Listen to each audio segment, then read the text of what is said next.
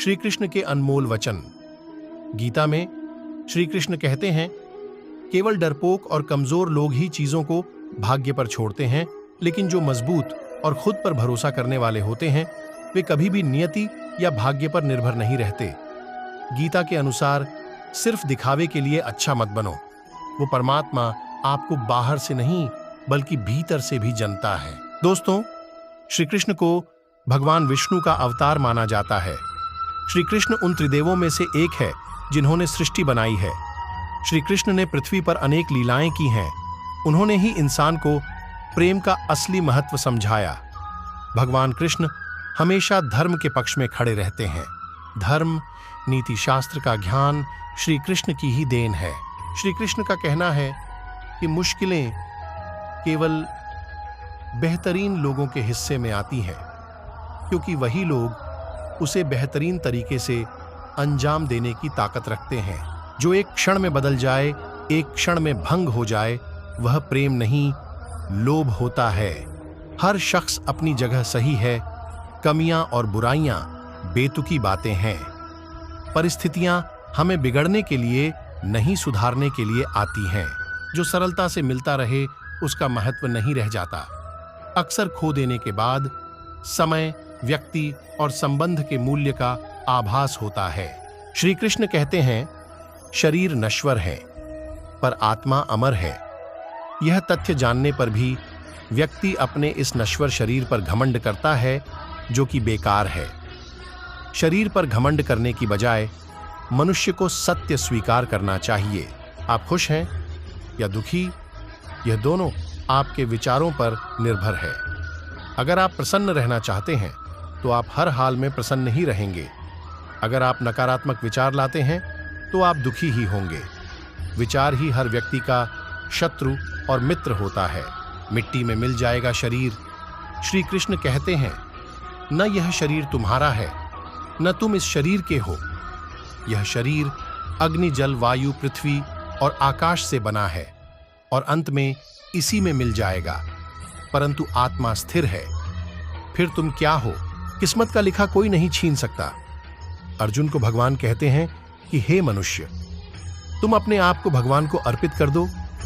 यह सबसे उत्तम सहारा है। जो इसके सहारे को जानता है वह भय, चिंता और शोक से हमेशा के लिए मुक्त हो जाता है। गीता के अनुसार किस्मत का लिखा आपसे कोई छीन नहीं सकता।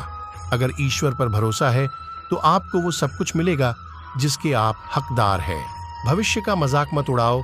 किसी के वर्तमान को देखकर उसके भविष्य का मजाक मत उड़ाओ, क्योंकि समय में इतनी शक्ति है कि वो कोयले को भी धीरे धीरे हीरे में बदल देता है। गीता में श्री कृष्ण कहते हैं कि जो मन को नियंत्रित नहीं करते हैं उनके लिए वह शत्रु के समान कार्य करता है।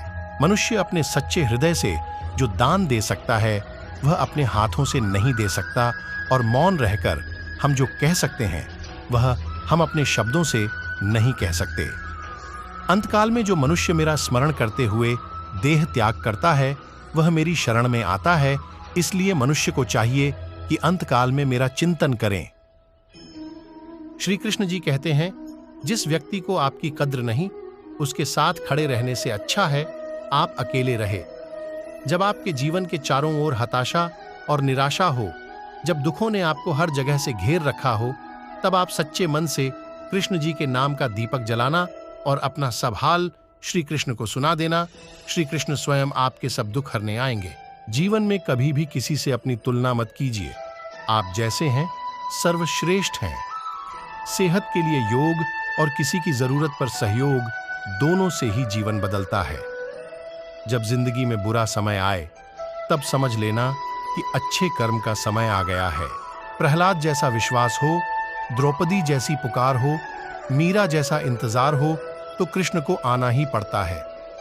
मोहग्रस्त होकर अपने कर्तव्य पथ से हट जाना मूर्खता है, क्योंकि इससे ना तो तुम्हें स्वर्ग की प्राप्ति होगी और ना ही तुम्हारी कीर्ति बढ़ेगी। जिसे तुम अपना समझकर मग्न हो रहे हो, बस यही प्रसन्नता तुम्हारे दुखों का कारण है। बहुत विनम्रता चाहिए रिश्तों को निभाने के लिए। छल कपट से तो सिर्फ महाभारत रची जाती है। प्यार और तकदीर कभी साथ नहीं चलते, क्योंकि जो तकदीर में होते हैं उनसे कभी प्यार नहीं होता, और जिससे हमें प्यार हो जाता है वह तकदीर में नहीं होता। खाली हाथ आए खाली हाथ वापस चले जाओगे। आज तुम्हारा है, कल किसी और का था, परसों किसी और का होगा।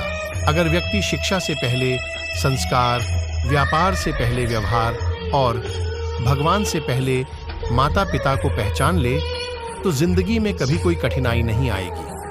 अगर व्यक्ति शिक्षा से पहले संस्कार, व्यापार से पहले व्यवहार और भगवान से पहले माता पिता को पहचान ले तो जिंदगी में कभी कोई कठिनाई नहीं आएगी।